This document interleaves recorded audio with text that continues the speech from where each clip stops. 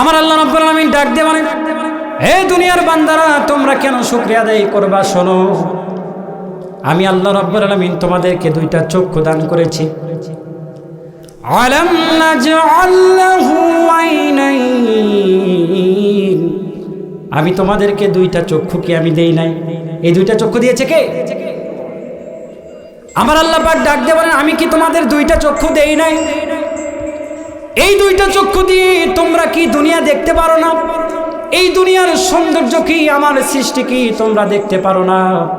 ও বান্দা, শুনে রেখে দাও, আমি আল্লাহ রাব্বুল আলামিন তোমাকে শুধু দুইটা চক্ষু দান করিলাই, ওয়া লিসানাও ওয়া শাফাতাইন।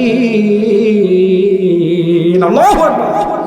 আমার আল্লাহ পাক ডাক দিয়ে বলেন, ওয়া লিসানাও ওয়া শাফাতাইন, আমি আল্লাহ পাক তোমাদেরকে জিহ্বা দেই নাই? আমি আল্লাহ পাক কি তোমাদের দুইটা ঠোঁট দেই নাই? এই দুইটা ঠোঁট দিয়েছে কে? এত আস্তে জোরে বলেন, এই দুইটা ঠোঁট দিয়েছে কে? আল্লাহ পাক বলেন, আমি দুইটা ঠোঁট দান করেছি। শুধু ঠোঁট দেই না, আমি আল্লাহ পাক কেমন একটা জিহ্বা দান করেছি, যেই জিহ্বা দিয়ে যখন তুমি লবণ যখন তোমার হাতে দিয়ে একটু জিহ্বাতে দাও, জিহ্বা বলে দেয় এটা লবণ। লবণের মতো দেখতে আরেকটা জিনিসের নাম কি? আরো জোরে কন। যখন ওই জিনিসটাই মুখে দেন, জিহ্বায় দেন, বলে দেয় এটা কি? আমার আল্লাহ রাব্বুল আলামিন ডাক দিয়ে বলে, এমন একটা জিহ্বা তোমাদেরকে দান করে দিয়েছি, এই জিহ্বায় যখন তুমি লবণ দিবে তখন লবণটা বুঝতে পারবে যে এটা লবণ, আর যখন তুমি চিনি দিবে দেখতে একই রকম বুঝতে হয় চিনি, একই রকম দেখতে। বিভিন্ন জায়গায় আগে আমি দেখেছি অনেক হোমিও ডাক্তাররা দিত এইরকম করে সাদা সাদা একটা কি দিত, ঔষধ দিত না হোমিও ডাক্তাররা? একই রকম দেখতে, ওইটা দিলে মনে হতো এটা হোমিওপ্যাথি ঔষধ। আবার একই জিনিস সারের দোকানে পাওয়া যায়, আছে না নাই? একই জিনিস, কিন্তু ওইটা খেলে মানুষ বাঁচবে না। ওইটা মুখের ভিতরে বা নাকের কাছে আসলে আমরা বুঝতে পাই যে এটা সার, আর একই জিনিস হোমিওপ্যাথি ওষুধ খেলে বুঝতে পারি এটা ওষুধ। আল্লাহ পাক ডাক দিয়ে বলেন, আমি এমন একটা জিহ্বা তোমাদেরকে দান করলাম, যেই জিহ্বা দিয়ে যে কোনো জিনিসের স্বাদ, জিহ্বা পাল্টানো লাগে না, শুধু জিহ্বার আগায় একটু দিলে আমরা বুঝতে পারি এটার স্বাদ কীরকম। সুবহানাল্লাহ। এজন্য একবার শুকরিয়া আদায় করি, বলে আলহামদুলিল্লাহ। প্রত্যেকটা নিয়ামত দেখায় দেখায় শুকরিয়া আদায় করব, কি বলেন? আমার আল্লাহ রাব্বুল আলামিন ডাক দিয়ে বলে, শুধুমাত্র জিহ্বায় আমি আল্লাহ পাক দেই নাই, আমি আল্লাহ রাব্বুল আলামিন তোমাকে দুইটা হাত দান করেছি। এই দুইটা হাত দিয়ে তুমি যখন ভাত খেতে যাও, ভাত খাওয়ার সময় আমি আল্লাহ রাব্বুল আলামিন তোমাদের হাতে এমন একটা কবজা দিয়েছি, যেইটা এমন একটা স্প্রিংয়ের কাজ করে, যেই স্প্রিংটা এমন একটা সিস্টেমে কাজ করে যে 3 আঙ্গুল দিয়ে ভাত খাইতে গেলেও আমরা ভাত খাইতে পারি না, 5টা আঙ্গুলের দরকার হয়, ঠিক কিনা বলেন? কোনো জিনিস যখন আমরা ধরতে যাব, প্রত্যেকটা আঙ্গুল এক একটা ভাবে কাজ করে, আর এই কাজ যখন করবে, এই হাতটা আমি তোমাদেরকে আল্লাহ রাব্বুল আলামিন বলে, আমি তোমাদেরকে এই হাতটা দিয়েছি, এই হাতটা তোমরা কাজে লাগাবে ভালো কাজে, কথা বলেন। কিন্তু আজকে আমরা এই হাত দিয়ে কি করি? যত সব খারাপ কাজ। আমি দেখেছি অনেক মানুষ, এই একটা হাত যদি আমাদের ভিতরে না থাকে, এই একটা হাতের কত অসুবিধা হয় আমি নিজে চোখে দেখেছি। দীর্ঘ কয়েকটি বছর এই হাত দিয়ে আমি কিছু করতে পারিনি, হাত ভাঙা ছিল, কত কষ্ট একটা হাত না থাকা, তারপরেও এখন আছে, কিন্তু সেই সময় নড়াচড়া করে নাই। কত কষ্ট একটা হাত না থাকার আমি দীর্ঘ 1 বছর টের পেয়েছি। যার 2টা হাত নাই সেই ব্যক্তিটা আরো কত কষ্ট করে। এজন্য একবার শুকরিয়া আদায় করেন, বলি আলহামদুলিল্লাহ, আল্লাহ পাক আমাদেরকে 2টা হাত দিয়েছে। যেই ব্যক্তির 2টা পা নাই, এই মাহফিলে আপনারা এসেছেন কি হেঁটে হেঁটে আসেন? 2টা পায়ের সাহায্যে এসেছেন। কিন্তু যেই ব্যক্তির পা নাই, ওই ব্যক্তি এই মাহফিলে আজকে আসতে পারে নাই, লেপের ভিতরে চুপ করে বসে আছে। আল্লাহ পাক আমাদেরকে দয়া করে মায়া করে এই মাহফিল পর্যন্ত আসার তৌফিক দান করে দিয়েছে। শুধুমাত্র আল্লাহ পাক আমাদেরকে কবুল করেছে বিধায়, ঠিক কিনা বলেন? কবুল করেছে, এই জন্য আপনারা আসতে পেরেছেন। যদি কবুল না করতো আপনারা এখানে আসতে পারতেন না, কারণ এই গ্রামে শুধু এই কয়টা মানুষ নয়, এই মানুষগুলো মেহমানদারি করছে, এই সবগুলো জিনিস ভিডিও রেকর্ড হচ্ছে। আপনি বাড়িতে বসে আছেন, কি করছেন? আর এখানে আপনারা কয়জন আছেন? আল্লাহ পাক আমাদের সমস্ত কিছু রেকর্ড করছে, কি করছে না?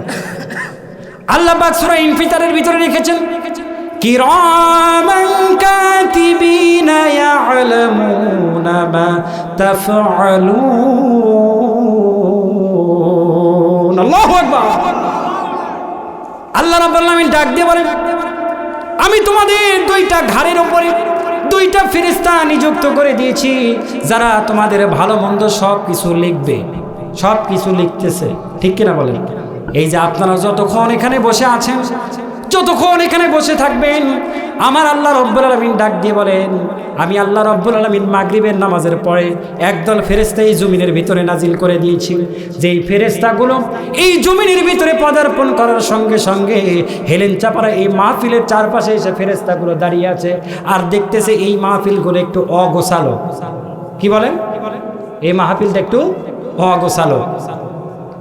বলেন তো, এখানে যদি আমরা একটু অগোছালো থাকি, এই ফেরেশতা কি আল্লাহর দরবারে বলবে কি যে এই মাহফিলগুলো অগোছালো, শয়তানের আসোয়াশায় ভরা এই মাহফিলটা? কেন জানেন? এই যে আপনারা মাঝখানে ফাঁকা দিয়ে এখানে ওখানে এখানে সেখানে বসেছেন, এই মাহফিলটা তেমন গোছানো মনে হচ্ছে না। তাই আমি একটা তাকবীর দেব, এই তাকবীরের সাথে সাথে যাই যেখানে আছেন এক জায়গায় একটু আগে বসেন। কষ্ট হয়ে যাবে? এক জায়গায় বসবেন, দেখতে ভালো লাগবে।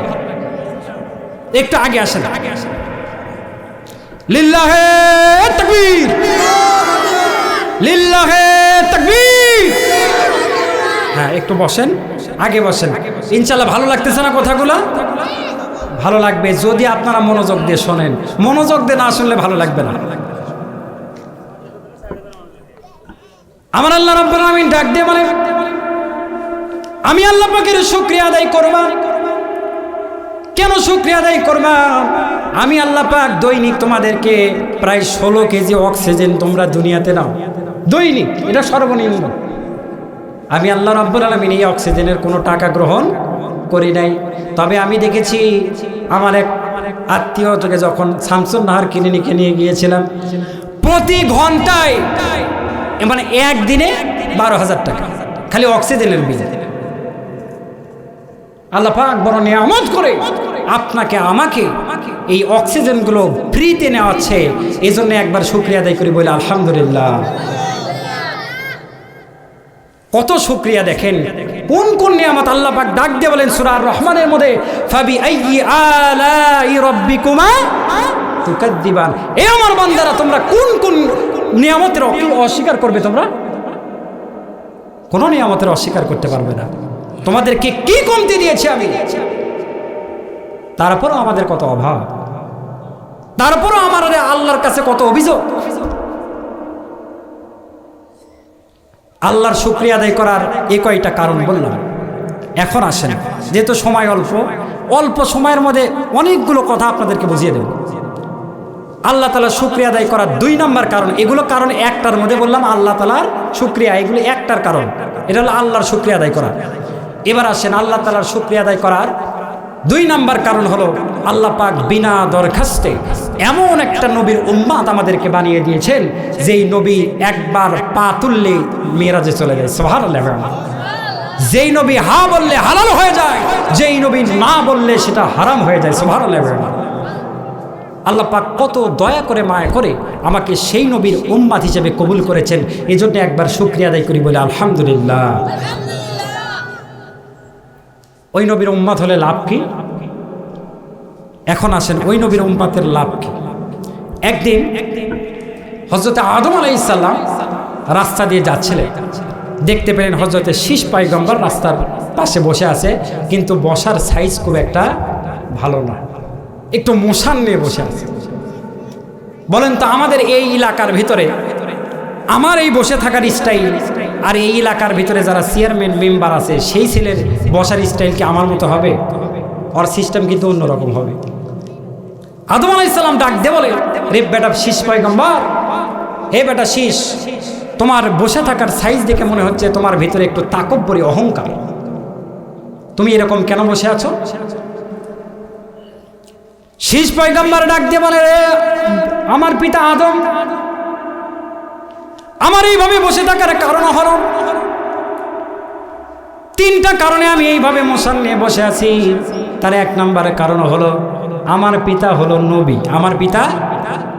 দুই নম্বর কারণ হলো আমি নবীর বেটা, নবী, আমিও নবীর বেটা, আমিও শেষ পয়গম্বর নবী। তিন নম্বর কারণ হলো দুনিয়ার জমিনে একটা মাত্র মানুষই জান্নাতের হুরকে বিবাহ করেছে, তার নাম শেষ পয়গম্বর। ঠিক কিনা বলেন?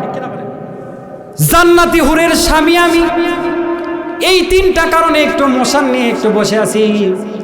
হযরতে আদম আলাইহিস সালাম ডাক দিয়ে বলে, রে শেষ পয়গম্বর বেটা, নবীর বেটা নবী না হয়ে, জান্নাতি হুরের স্বামী না হয়ে, যদি আখিরি জামানার পয়গম্বরের একজন সামান্য উম্মত হতে, আল্লাহ রাব্বুল আলামিন তোমার ভাগ্যটা কিসমতটা খুলে দিত। সুবহানাল্লাহ। শেষ পয়গম্বর ডাক দিয়ে বসা থেকে উঠে দাঁড়িয়ে গেলে, ডাক দিয়ে বলছে যে আমার আব্বা জান, আমি একটু জানতে চাই যে জান্নাতি হুরের স্বামী নবীর ছেলে নবী না হয়ে আখিরি পয়গম্বরের উম্মত হলে আমার ভাগ্যটা খুলে যেত কেন? এই জিনিসটা আমি একটু আপনার কাছ থেকে শুনতে চাই। আদম আলাইহিস সালাম ডাক দিয়ে বলে যে এটা যদি তুমি শুনতে চাও তাহলে এখানে বসো। প্রত্যেকটা জিনিস শোনার জন্য কি করা লাগে? বসা লাগে। দাঁড়িয়ে থেকে কথা বললে ওটা মনে থাকবে না। আদম আলাইহিস সালামের আমল থেকে এই কথা, যদি শুনতে চাও তাহলে এখানে বসো। বেটাকে বসায়া বাপ ওয়াজ করতেছে। আর এখন অনেক পরিবারে আছে বাপকে বসায়া বেটার ওয়াজ করা লাগে। কথা বলেন ঠিক কিনা? বেটাকে বসায়া বাপ ওয়াজ করতেছে, রে বেটা শেষ পয়গম্বর শোনো, দীর্ঘ 350 বছর কাদার পরে আমি আদম আলাইহিস সালামের তাওবা আল্লাহ পাক কবুল করেছেন। আমি আদম আলাইহিস সালামকে আল্লাহ পাক যখন তৈরি করলেন জান্নাতের ভিতরে, যখন আমি আদমকে যখন ছেড়ে দিলেন আর বললেন জান্নাতের ভিতরে ঘোরাঘুরি করো, এই নিয়ামতগুলো ভোগ করো, নিয়ামতগুলো দেখো, আমি আদম আলাইহিস সালাম জান্নাতের ভিতরে ঘোরাঘুরি করতে লাগলাম। হঠাৎ করে জান্নাতের ভিতরে আমার একটা ব্যায়াম শুরু হলো। আমার একটা, এখন বলবেন হুজুর এটা তো আপনি ভুল বললেন, এখন মিডিয়ার যুগ, যেটাই বলবো সেটাই ভুল। কি বলেন? এখন বলবেন হুজুর আল্লাহ পাক কোরআনের ভিতরে বলেছে জান্নাতের ভিতরে কোনো অসুখ বিসুখ নাই, তাহলে আপনি বলতেছেন জান্নাতের ভিতরে ব্যায়াম কেন? কিন্তু আদম আলাইহিস সালামের একটা ব্যায়াম ছিল। এই ব্যায়ামের নাম হলো ছটফটানি। কি ব্যায়াম? ব্যায়ামের নাম কি? ছটফটানি। এই যে দেখেন আমাদের ভিতরেও কিছু ছটফটানি আছে, এটাও কি একটা জান্নাতের বাগান না? এই জান্নাতের ভিতরে যারা বসে আছে এদের ভিতরেও একটু ছটফটানি আছে, কারণ আমরা আদম, বনি আদম, এর ভিতরেও কিছু ছটফটানি আছে। খালি করছে যে হুজুর ওয়াজ শেষ করলেই উঠে চলে যায়, এইরকম ছটফটানি আমাদের ভিতরে আছে না নাই? জান্নাতের ভিতরে আদম আলাইহিস সালাম বলেন আমার একটু ছটফটানি হলো, এই রোগটা হলো। আল্লাহ পাক বুঝতে, আল্লাহ রাব্বুল আলামিন আমি আদমকে একটু ঘুমায়া দিলেন। ঘুমায়া দেওয়ার পরে আমি আদমকে অপারেশন করে বাম পাঁজরের হাত থেকে তোমার মা হাওয়া আলাইহিস সালামকে তৈরি করলেন। তার মানে ওই ছটফটানিটা ছিল হাওয়া আলাইহিস সালামের জন্য। ঠিক কিনা বলেন? কার জন্য? তার মানে জান্নাতের ভিতরেও একা একা ভালো লাগবে না স্ত্রী ছাড়া। জান্নাতের ভিতরে আল্লাহ রাব্বুল আলামিন তোমার মা হাওয়া আলাইহিস শেষ পয়গম্বরকে বলতেছে যে তোমার মা হাওয়া আলাইহিস সালামকে যখন সৃষ্টি করলেন, সৃষ্টি করার পরে দুজনে যখন আল্লাহ পাক হুকুম দিলেন জান্নাতের ভিতরে ঘোরাঘুরি করো, জান্নাতের ভিতরে যখন আমরা চললাম আল্লাহ রাব্বুল আলামিন বললেন লা তাকরাবু হাদিহিস শাজারা, তোমরা সব জায়গায় যাবে কিন্তু ওই গাছের নিকটবর্তী যেন হইও না। ফল খাওয়া তো দূরের কথা, ওই গাছের নিকটেও যেও না। কিন্তু শয়তান ওয়াসওয়াসা দিলেন হাওয়া আলাইহিস সালামকে, তোমার মা হাওয়া আলাইহিস সালামকে শয়তান ওয়াসওয়াসা দিলেন। হাওয়া আলাইহিস সালাম এই গন্ধম ফলটা ছিঁড়ে নিজে খেয়েছে। নিজে খাওয়ার পরে আমি আদম আলাইহিস সালামের সামনে যখন তোমার মা হাওয়া আলাইহিস সালাম যখন এই ফলটা নিয়ে আসলেন, আমি আদম আলাইহিস সালাম তোমার এই মায়ের হাতের এই ফলটা দেখে একটা পিছন দিকে দৌড়ানি দিয়েছি। এত জোরে দৌড়ানি দিয়েছি যে পিছনে পিছনে হাওয়া আলাইহিস সালামও দৌড়াচ্ছে। আমাদের সমাজের ভিতরে আছে, স্বামী যেই দিকে যাবে স্ত্রী পিছনে পিছনে ওই দিকে যায়, ঠিক কিনা বলেন? দেখে যে স্বামী কোন দিকে যাচ্ছে, স্ত্রী খোঁজ লাগায় ওই দিকে। এটা মহিলাদের একটা অভ্যাস। এটা আজকের অভ্যাস না, এটা আগামীর মানে গতর অভ্যাস, সৃষ্টির শুরুতেই অভ্যাস। আদম আলাইহিস সালাম ডাক দিয়ে বললেন যে তোমার মা হাওয়া আলাইহিস সালাম আমাকে দৌড়ানি দিলেন। আমি দৌড়াতে দৌড়াতে যখন ক্লান্ত হয়ে গেছি, এক জায়গায় সেখানে গিয়ে দেখি হযরতে হাওয়া আলাইহিস সালাম একটা গ্লাসে শরবত নিয়ে দাঁড়িয়ে আছে। কি ছলনাময় দেখেন। হাওয়া আলাইহিস সালাম ডাক দিয়ে বলেন, প্রাণের স্বামী আদম আলাইহিস সালাম, অনেকক্ষণ দৌড়াতে দৌড়াতে তোমার শরীরটা হাঁপিয়ে গিয়েছে, তাই জান্নাতের ভিতর দিয়ে একটু শরবত নিয়ে এসেছি তোমার কাছে। আদম আলাইহিস সালাম একটু বুঝতে না পেরে শরবতটা হাতে নিয়ে শুধুমাত্র গলায় দিয়েছে, ঢোক চিপেছে। কিন্তু যখনই আদম আলাইহিস সালাম দেখতে পেয়েছে, হযরতে হাওয়া আলাইহিস সালাম একটু মুস্কি মুস্কি হাসে আর বলতেছে, তুমি এটা কি খেয়েছো জানো? এটাই সেই ফল, সেই গন্ধম ফল, তোমাকে শরবত করে খাইয়ে দিয়েছে। কি কৌশল! যখন খাইয়ে দিলেন, হাওয়া আলাইহিস সালাম মুস্কি মুস্কি হাসতে লাগলেন। হযরতে আদম আলাইহিস সালাম গলাতে ধরলেন চাপ। আদম আলাইহিস সালাম গলাতে চাপ দিয়ে ধরে নিচে রক্ত বমি করেছে, কোন কোন জায়গা লিখেছে সবগুলো উক দিয়ে ফেলেছে। সামান্য কিছু খায় নাই, হয়তো বা কিছু পেটের ভিতরে গিয়েছে। আল্লাহ পাক ডাক দিয়ে বলে, তোরা এখন জান্নাত থেকে বের হ। হাওয়া আলাইহিস সালাম ডাক দিয়ে বলে যে আমরা হয়তো ভুল করে ফেলেছি। হযরতে আদম আলাইহিস সালাম বলে, আল্লাহ আমি তো কোনো ভুল করি নাই, ভুল করেছে হাওয়াকে বের করে দেন, আমি কেন বের হব? আমি তো ভুল করি নাই। আল্লাহ পাক ডাক দিয়ে বলে, রে আদম, হাওয়া তোমার কে হয়? বলে স্ত্রী হয়। রে আদম, হাওয়া তোমার কে হয়? বলে স্ত্রী হয়। রে আদম, হাওয়া তোমার কে হয়? বলে স্ত্রী হয়। তাহলে স্ত্রী যদি হয়, স্ত্রী যদি কোনো গুনাহ করে, স্ত্রী যদি কোনো খারাপ কাজ করে, স্ত্রী যদি অন্যায় কাজ করে, এই অন্যায় কাজের জন্য দায়ভার দিতে হবে স্বামীর। আল্লাহ পাক জান্নাতের ভিতরে শিক্ষা দিয়েছে। আদম আলাইহিস সালাম ডাক দিয়ে বলে, আমাকে কি তাহলে এটা কি অবিচার হলো না আমার প্রতি? আল্লাহ পাক ডাক বলে, আদম তুমি যখন জান্নাতের ভিতরে ছিলে, তখন এই গন্ধম ফলটা যখন হাওয়া আলাইহিস সালাম ছিঁড়েছে, তখন তুমি কোথায় ছিলে? আদম আলাইহিস সালাম বলেন, আল্লাহ আমি তেমন খেয়াল করি নাই। যখন এটা শরবত বানালো, তখন তুমি কোথায় ছিলে? বলে, আল্লাহ খেয়াল করি নাই। তবে খেয়াল করো নাই, তাহলে স্বামী হয়ে এখন স্ত্রীর জেল খাটতে হবে। দুইজনকে বের করে দিলেন জান্নাত থেকে। হাওয়া আলাইহিস সালাম দুনিয়াতে আসলেন। আল্লাহ পাক হাওয়া আলাইহিস সালামকে পাঠালেন জেদ্দায়, আর আদম আলাইহিস সালামকে পাঠালেন শ্রীলঙ্কায়। দুইজনে 350 বছর রব্বানা যালামনা আনফুসানা ওয়া ইল্লাম তাগফির লানা ওয়া তারহামনা লানাকুনান্না মিনাল খাসিরিন। এই দোয়া 350 বছর পর্যন্ত এই আয়াতটা পাঠ করলেন। আল্লাহ তাআলার কাছে বারবার দোয়া করলেন, আল্লাহ পাক কবুল করে নাই। হযরত আদম আলাইহিস সালাম দরিয়ার পাশে গিয়ে যখন নিজের চেহারা মোবারক দেখলেন, নিজের চেহারা দেখার সঙ্গে সঙ্গে তিনি নিজেকে একটু আশ্চর্যান্বিত হলেন। যাহারে আমি এত সুন্দর আল্লাহ পাক আমাকে তৈরি করলেন। আল্লাহ পাক ডাক দিয়ে বলেন, লাকাদ খালাকনাল ইনসানা ফি আহসানি তাকওয়িম। আল্লাহু আকবার। আমি আল্লাহ পাক মানুষকে বানিয়েছি সৌন্দর্য দিয়ে। কি দিয়ে? সৌন্দর্য করে।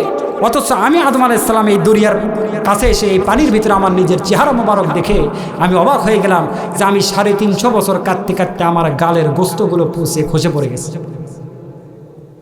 রে বেটা শীষ, আমার একটু রাগ হলো আমার নিজের ওপরে, একটু বিরক্ত হলাম আল্লাহর ওপরে।